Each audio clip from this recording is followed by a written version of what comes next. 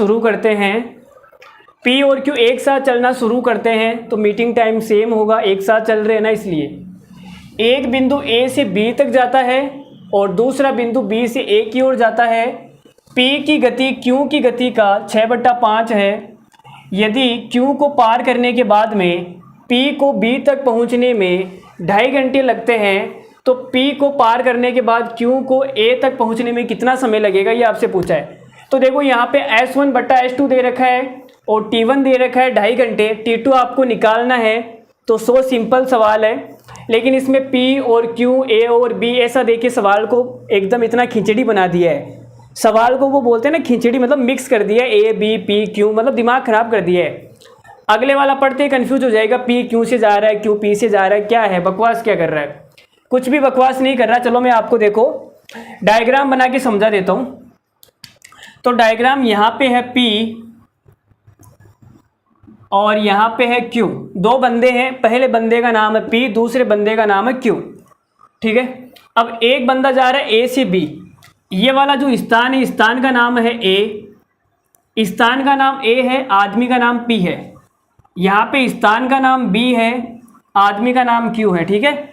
तो जो P है वो जाएगा A से B की ओर और जो Q है वो जाएगा B से A की ओर।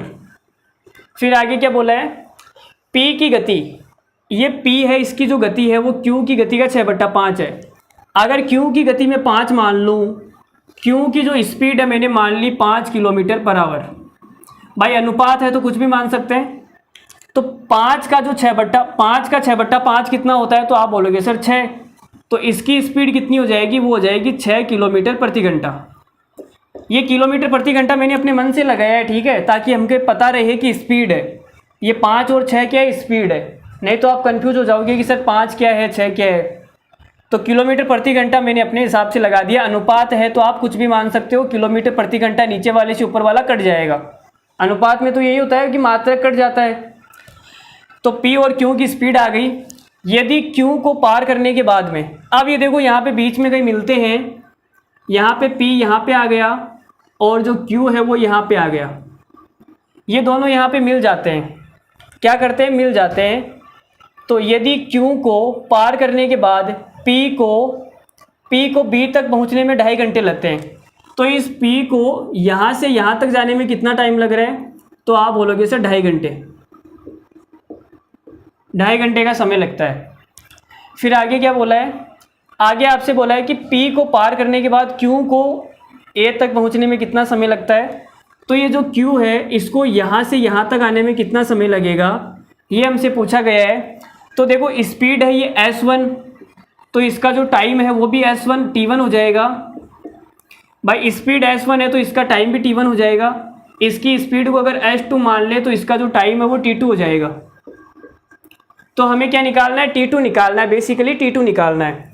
तो अभी अभी हमने आपसे बताया कि S1/S2 बराबर होता है √T2/T1। तो S1 कितनी है, S1 है 6, यहाँ पे लिख देता हूँ 6/5 बराबर √ के अंदर कितना आ जाएगा T2/T1 कितना है, तो आप बोलोगे सर 2.5 घंटे 2.5। अब अगर दोनों साइड में हम स्क्वायर कर दें तो इधर कितना हो जाएगा, इधर हो जाएगा 36/25 और इसका √ हट जाएगा तो कितना आएगा T2/2.5। अब 2.5 को इधर गुणा कर देते हैं तो ये आ जाएगा 36/25 गुणा 2.5 बराबर में T2। तो ये पॉइंट हटेगा तो नीचे आएगा 10, 25 से 25 कट गया तो ये कितना आ गया 3.6। T2 का मान आ गया 3.6 घंटे। तो 3.6 घंटे कौन सा है, 3 घंटे तो देखो पूरा पूरा है, तो 3 घंटे केवल एक ही ऑप्शन में है और वो है option number A. Option number A is the correct answer. बाकी 0.6 है, इस 0.6 को हम मिनट में कैसे चेंज करेंगे, किसी को अगर मिनट में चेंज करना है तो 60 से गुणा कर देते हैं। भाई 2 घंटे हैं, मिनट में चेंज करना है तो 60 से गुणा कर देंगे, 120 मिनट आएगा। तो 0.6 को अगर मुझे क्या करना है, मिनट में चेंज करना है तो 60 से गुणा कर दूंगा तो कितना आएगा, तो आ जाएगा 36 मिनट। तो 3 घंटे और 36 मिनट हमारा पहला ही ऑप्शन करेक्ट है। तो ये बहुत ही बेहतरीन सवाल था, 3 घंटे और 36 मिनट। यहाँ पे ये चित्र बनाने की आपको कोई ज़रूरत नहीं थी, आप डायरेक्ट स्पीड का अनुपात लेते हो, T2/T1 लगाते, आपके सामने आंसर होता। लेकिन ये तो मैंने आपको समझाया है, बेसिकली मैंने आपको समझाने में इतना टाइम खराब किया है। अगर आप खुद इस सवाल को एग्जाम में करोगे तो आपको इतना टाइम नहीं लगेगा, आपको डायरेक्ट ये फॉर्मूला लगाना है और आंसर निकालना है। ये नहीं कि आप चित्र बनाने बैठ रहे हो, ये यहाँ से यहाँ जा रहा है, वो वहाँ से वहाँ जा रही है, उसके पीछे मैं जा रहा हूँ, वो मेरे पीछे जा रही है। ऐसा कुछ भी नहीं है, चित्र बनाना नहीं है, टाइम पास करना नहीं है। एग्जाम के अंदर डायरेक्ट फॉर्मूला याद रखना है आपको, S1/S2 = √T2